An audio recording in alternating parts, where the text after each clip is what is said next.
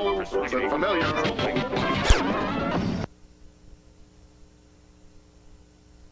It's called Bloodline. Apart from Alan, it features Tony Halliday of Curb, New Jersey techno artist Moby, and Douglas McCarthy of Night Arab. The first video is a cover of the old Alex Harvey song, Faith Healer. This is Recoil.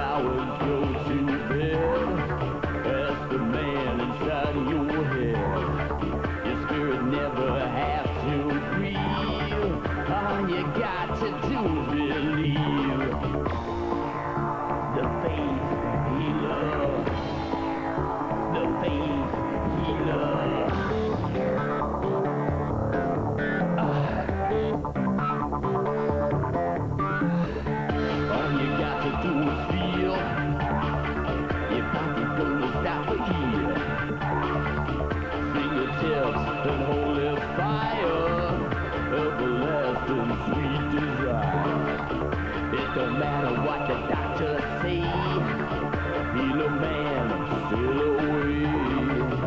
Immortality for two, miracles can come to you. The faith healer, the faith healer.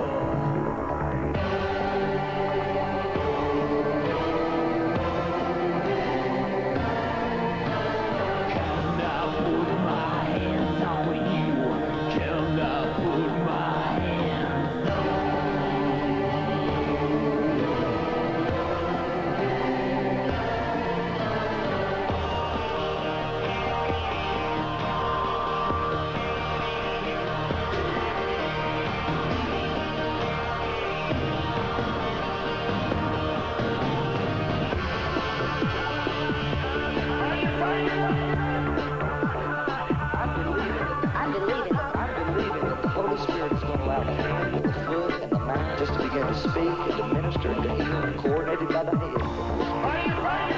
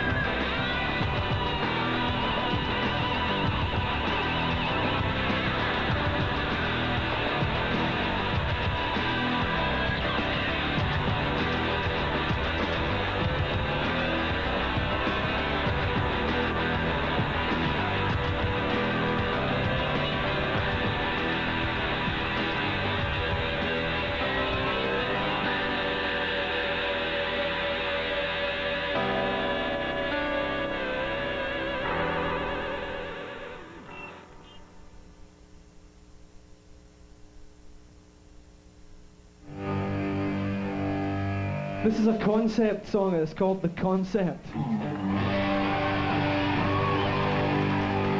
She wears denim wherever she goes, says she's gonna get some records by status quo. Oh yeah. Oh yeah. So she won't be forced against her will. Says she don't do drugs, but she does the pill. Oh yeah. Oh yeah.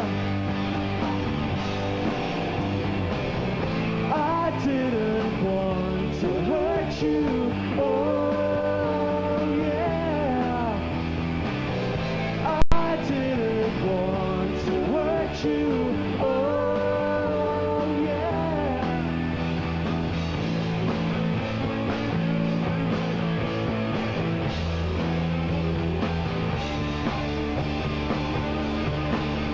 Says she likes my hair, cause it's down my back. Says she likes the groove, cause we pull in the slack. Oh yeah. When she's at the gig, she takes a car, and she'll drive us home if there isn't a bar. Oh yeah. I didn't want to hurt you. Oh yeah. I didn't want to hurt you. Oh yeah.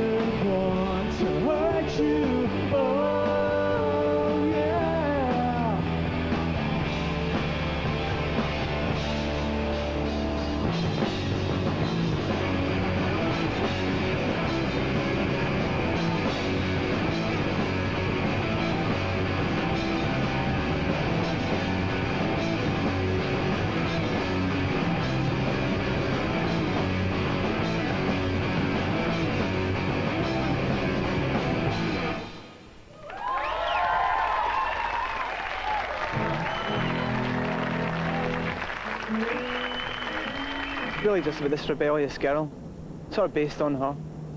She's like a big Sex Pistols fan. So female rebels are always cooler than male rebels, I think, especially kind of teenage female rebels. Just something about them which is just cooler. Ridden, spotty teenagers. Yeah, I mean, like, you just get spotty guys who want to run about with a leather jacket, whereas the girls look cool. You know, they look like they're big Joan Jett fans and stuff. From Bandwagonesque, that's Teenage Fan Club with an exclusive in-studio performance of The Concept. Now, putting Bad 2, Pill, Live and Blind Melon on the road together seemed quite a concept to us. In fact, it seemed such a good concept, we did it. Here are the remaining 2 weeks of dates on the 120 Minutes tour, sponsored by 120 and Hyundai. Yes, Hyundai. The dynamic duo that's also behind Left of the Dial. Yes, Left of the Dial. A 5-minute, 5 days a week underground music report only on your college radio station. After the break, I'll be talking with the very fascinating Henry Rollins. Don't miss it. Into the future.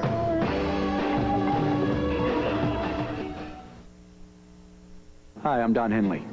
I hope you'll join me and my friends Kieran.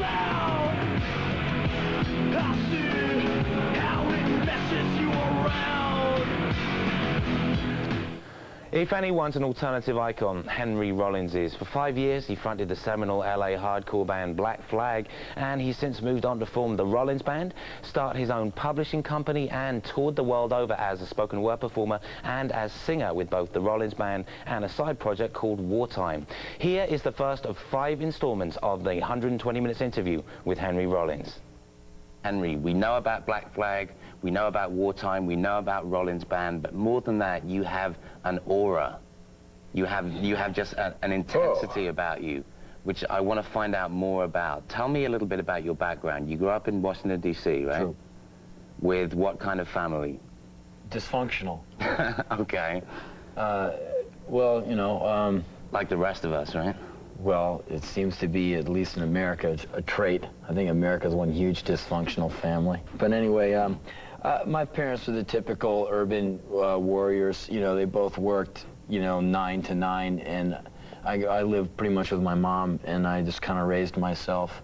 I mean, there's always food on the table and all that, but she was busy working. I'd get home from school, I'd let myself in, play records, space out in my room, do little kid things, and I just kind of raised myself. So I listened to a lot of music and just was a very insular young man. And now I'm kind of an insular man approaching middle age. Would you say then that your musical and artistic career has been a kind of therapy for you? Have you consciously used it like that? Poor man's therapy. It's the only reason why I play music. I mean, people are into music for different reasons, and unless you're doing music to hurt people, I think all the reasons are valid. If you want to have a band to get the chicks, well, go on. If you want to have a band to go get the bucks, well, okay. I mean, I'm not going to stop you. But for me, music has been a way to get what's inside outside. And that's all I do music for. And just, it's, you know, something's on your mind, you know, it's the blues, all music, you know, with the Rollins Band, Black Flag, for me is all just blues music. Something hurts, you sing it out, and you don't feel so bad anymore. It's a function, it gets it out. That's why I like touring so much, you know, so I can go on stage and just hit it in a real, and express myself in a positive manner. And that's what I do. Let's take a look at the first video from the latest Rollins Band album, The End of Silence. This is Low Self-Opinion. More coming up with Henry.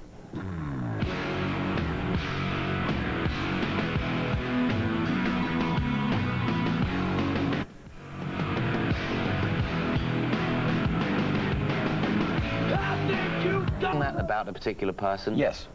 Who? Me. Okay, I figured it might be autobiographical. Yeah, sure. Is that generally true in your songs? Pretty much. Okay. Except for one song on the record, which is just about someone I know who's on heroin. And I've never been on heroin, but I saw this person who I really like, so I wrote the song for him to say, hey man, don't blow it. Come on back here with us, the ones who are breathing. Yeah, I usually write about myself just so I can come from truth. You know, I can't write a song about you because I don't assume I know you. And working on assumption, it's not the way to do it for me. I like to come from my corner. That way I can be unrestrained in truth, and you can take it or leave it. But it is my version of the real thing, so.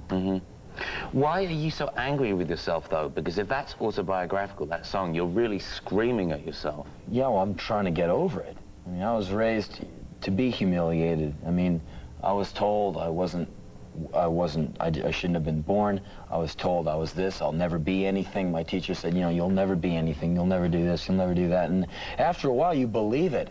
You know, I would feel bad about myself, and I'm still trying to get a sense of myself. I'm 31, I'm still, you know, trying to feel my feet on the ground.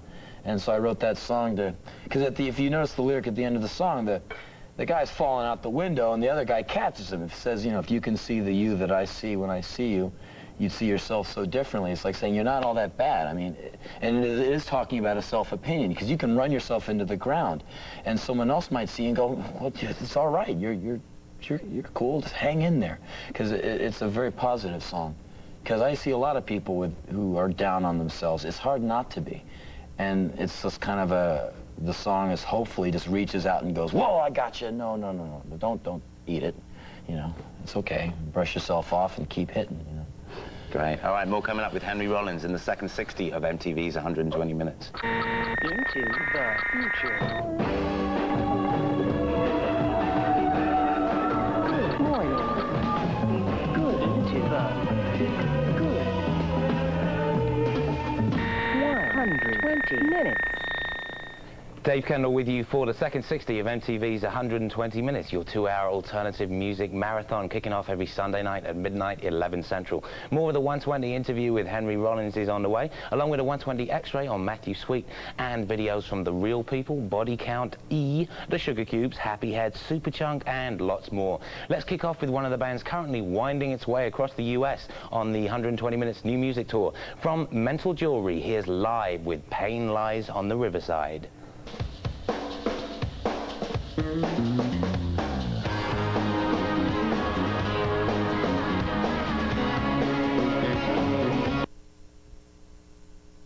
One of the only people I've ever been able to talk to on the whole planet. His name is Joe Cole.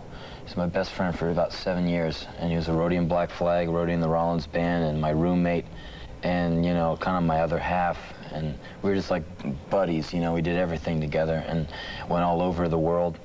And we were coming home from seeing a band at the Whiskey the other night, and we came home from the grocery store, and these guys came out of the bushes with guns, and they put guns in our faces, and they ordered us into our house. And I got to the front door and opened the door knowing they were going to take us in and waste us. And from behind me I heard a scuffle, and I heard gunshots, and the guy shot 4 times, shot my friend, and shot at me and missed me. One bullet went next to me into the door jamb, and the other one went wide and landed in the kitchen in a box of Alka-Seltzer.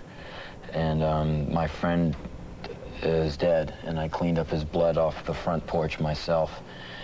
And so it's been a very rough, it's been very hard since December 19th, because it's tragic on every level you can think of. I mean, the guy died for nothing. I mean, he died because he went to the store. Wrong place, wrong time, you know? And the guy who killed Joe doesn't know Joe. He never would have killed Joe if he met him. And say if we catch him and we find him and kill him, well, Joe's still dead. Mm-hmm. You know, there's nothing you can do. It's just one of these things that is just so horrible. And you know, people ask me about it a lot, so I had to come up with something that would kind of nail it down very succinctly. And the way I've come to encapsulate it for you is a guy commits a crime and all the rest of the people do the time.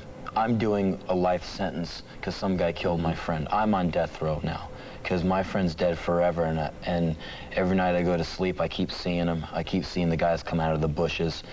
You know, not a moment goes by where I don't think of my friend, because he's the nicest guy. I mean, he never hurt anyone, and he's just in the wrong place, wrong time. And you know, the cops told me, he said, well, basically the reason you're alive is because they shot your friend, because they're going to kill both of you. That's pretty much guaranteed. And your friend saved your life, which is, you know, great on the guilt trip, you know. You're like, oh, great. Yeah. I'm swinging on MTV, and my friend's in a plastic box in Burbank. And but at the end of the day, there is a very positive thing at the end of it, and you know, like, you're here. And I'm really glad. I'm glad you're breathing. You know, I'm really sincerely glad. I mean, all these people here watching, I don't even know them and I like them because they're alive. Because the alternative is really bad. And so that's my opinion is, you know, you got to really hold on to life, and that's what the whole thing taught me. Instead of playing another one of his videos, Henry asked if we could instead play a video by someone he very much admires, Lou Reed. And we'd like to dedicate this one to the memory of Henry's best friend, Joe Cole. From Magic and Loss, here's Lou Reed with What's Good.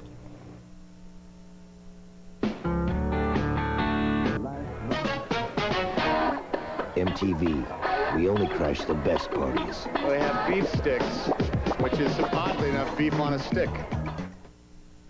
Come on, man. Sweet games because we won.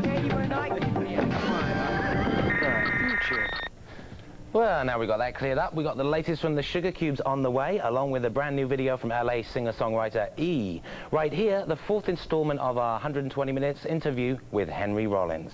I grew up in Washington, which is at the time 95% black, and so there's a lot of great R&B and soul stations. I used to listen to WOL, The Drum, and it was all, you know, intense, you know, black network. And so I grew up with you know, stuff like Gladys Knight, Isaac Hayes. My favorite album in 5th grade was Hot Buttered Soul by Isaac Hayes.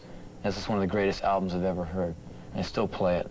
So, you know, Marvin Gaye, stuff like that. And my mom was playing a lot of stuff like Miles Davis, and just a lot of stuff.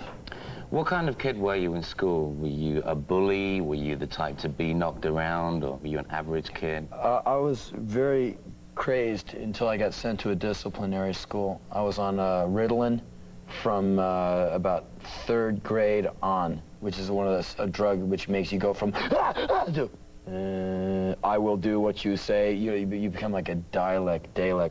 So I was kicked out of a couple of schools for just being reckless and wild and loud-mouthed, and I would just scream until I was hoarse. I was like nuts. And so they put the straitjacket drugs on me, and then in 6th grade they sent me to an all-boys school for 7 years. And you know, the buzz cut, the uniform, the teacher walks in and just says, all right, sit down, shut up. And you sat down, you shut up. So I did it 7 years of sitting down and shutting up from, you know, 8 a.m. till 3 p.m. And, you know, intense scholastic program, a lot of sports, you know, a lot of like boxing, wrestling, weightlifting, all that kind of stuff. And then I'd go home and crank my Ted Nugent albums and wish I had hair down to here and wish I could meet women. But, you know, you get raised in an all-boys school, you see them at bus stops, and you're like, wow, look at them. What's that? Wow. What do you say to them? You know, what do they do? And, like, then, you know, so it was kind of a weird experience. I still haven't figured it out. Stick around for more on Henry Rollins and the 120 X-ray on Matthew Sweet. Right here, a new one from Liverpool's The Real People. It's called The Truth.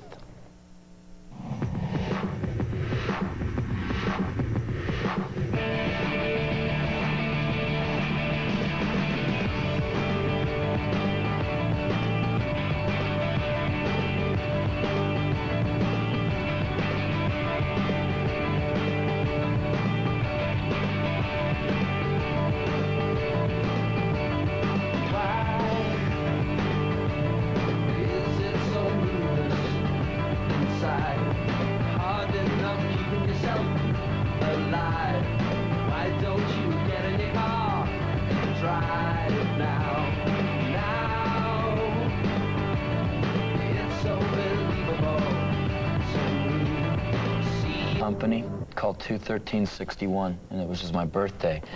And I've been publishing my own work since 1984, and now it's 1992, and we're now publishing other people as well, which is what I've always wanted to do, because I'm more interested in the other guy's book than mine. And we're working with a couple of great writers, and we're looking to work with a few more. And we have a small office in Los Angeles, and we crank out these books whenever we can, money permitting. It's a very small company. And we're working with some cool people. We're working with Alan Vega, the guy from Suicide, tremendous writer, great human being. An amazingly talented writer named Bill Shields. He's a Vietnam veteran. He's a Navy SEAL in Vietnam, and he is in touch with a very heavy thing. I mean, he saw a lot of death, and his writing, it really puts you in it. And we're working on some other things, you know, don't want to hatch the chickens, you know, while they're still eggs. But we work with a guy named Don Bima, great writer. He's on his second book. We're going to put it out in the fall. And, you know, I do my own stuff. I just released my second book this year called Black Coffee Blues. And I just like this book idea. It's what I do with every penny I earn that I can spare. I make books. And, you know, we operate at a nice, healthy loss per year. We're politically correct and in the red every year. No matter what we do, we always seem to blow it. But we're having a lot of fun, and we're getting out some great books, and so it's fun. Okay, will the Rollins band be playing out this spring, summer? All over. We just finished 5 weeks with the Chili Peppers in Europe like 3 days ago. That was awesome. Great band. And we're going to be doing America all through the year, Japan, Australia, back to Europe again. Yeah, we'll be playing all over America on and off here and there until about November. So one way or the other, we'll probably roll through some major city where someone lives. So if you ever wanted to catch us, it's like catching the flu. All you have to do is go outside. We're there. So no excuses. Catch him if you can. Hope you enjoyed our 5-part interview with Mr. Henry Rollins. Tune in next Sunday night at midnight, 11 Central, when the German industrial band KMFDM will be here. Back to videos now, and a new one from Happy Head, the band featuring ex-Streetback guitarist Carl Marsh. This is fabulous.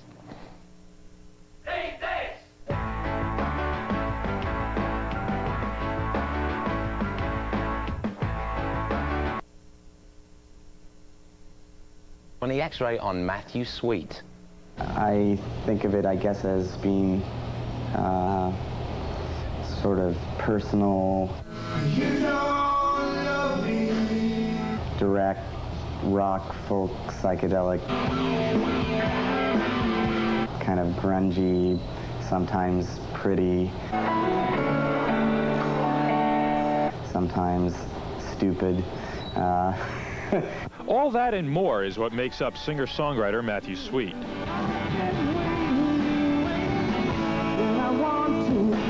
Sweet, yep, it's his real name, has had quite a time in the record industry. He made his major label debut back in 1986, recorded 2 albums on 2 different labels, and was subsequently dropped from each, and completed an album in 1990 that had no home. During the time this record was in limbo, I really came to a point where I realized I did music because I liked to do it, and I would keep doing it whether or not record companies were going to support it or not. The independent label Zoo Entertainment is where Sweet found support for his latest album, Girlfriend.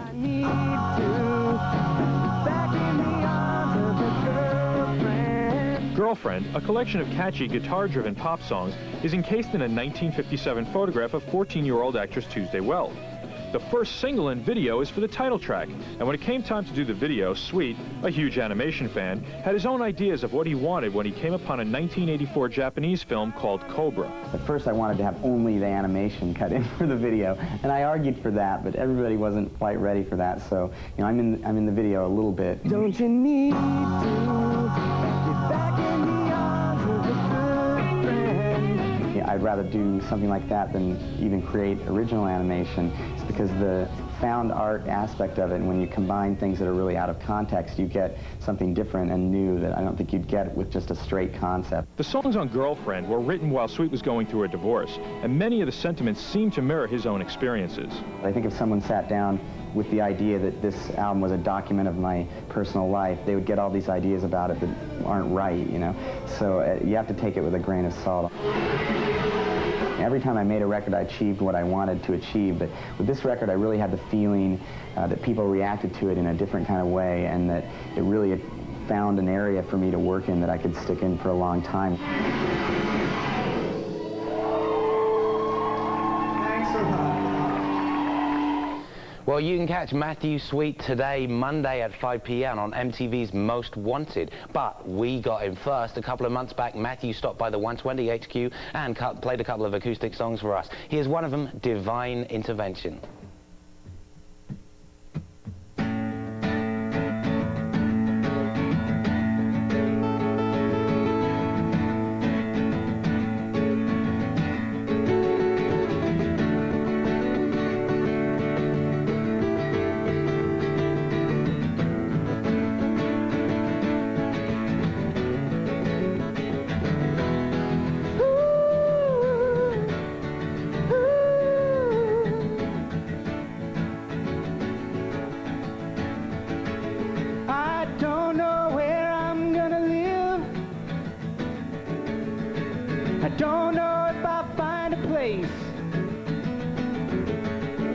I'd have to think about it some,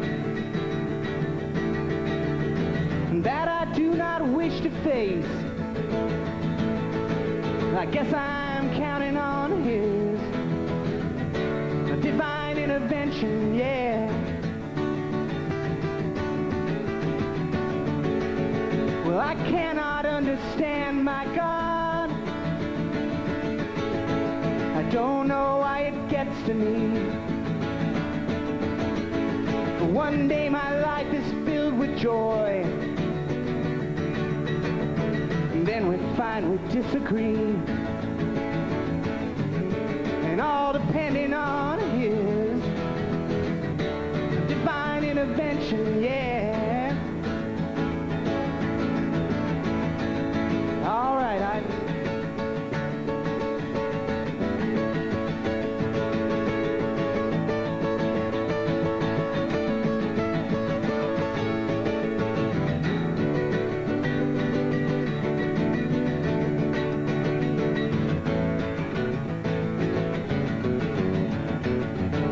and we're all counting on his divine.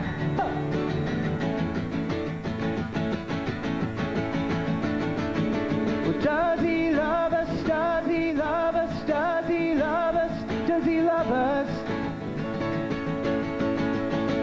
Now does he love us? I look around and all I see is destruction. And we're all counting on his divine intervention, yeah.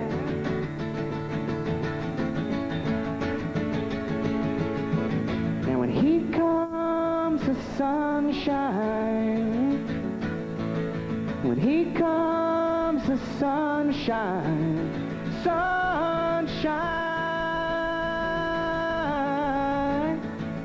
The sunshine. Well, here it comes now.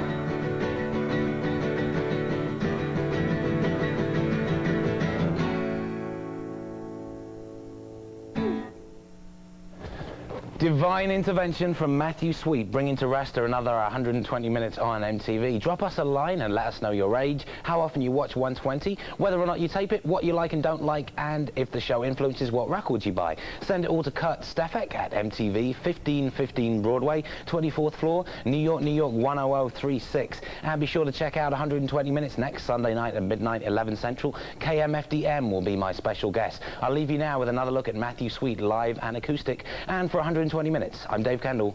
See you later. And it took me years to figure out that there was nothing I could show to you. Years to figure out that you were never really going to choose. And how can I describe the way I slowly lost my love for you? And all of the time